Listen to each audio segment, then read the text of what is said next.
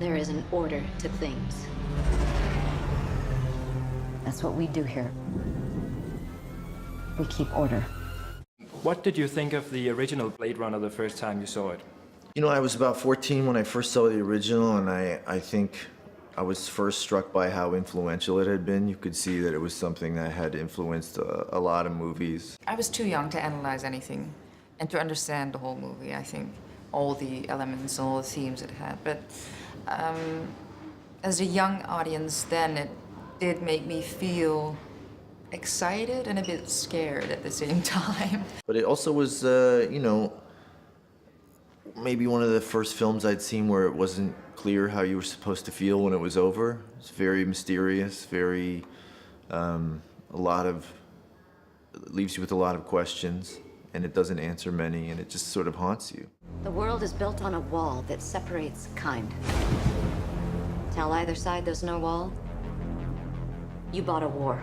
You talk a lot about machine learning and machines taking over jobs. Do you think that the Blade Runner is more relevant now than ever? Well, it was very relevant in the time it was made. It's held its relevancy. You know, it never went away. You know, if anything, its relevance kind of grew.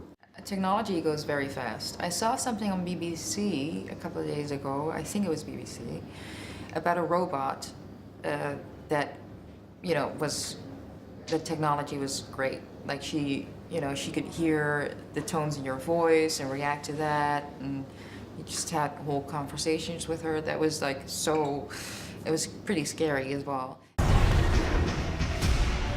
The key to the future is finally unearthed. Bring it to me. Did you have any concerns about making a sequel? You know, in any other case I would, but because Ridley and Hampton Fancher, the original writer, wrote this and wanted to tell the story and felt like it was time, you know, that who am I to doubt that, you know? So that was a relief, and then obviously that Harrison was going to be there with us and that we would make it together. You know how big it is and how much of a following the original film has, but I love Denis Villeneuve as a director so much, and I have so much faith in him. And the other people involved, Ryan, Harrison, Roger Deakins. And to have Denis involved, you know, who's such a filmmaker I've wanted to work with for a long time.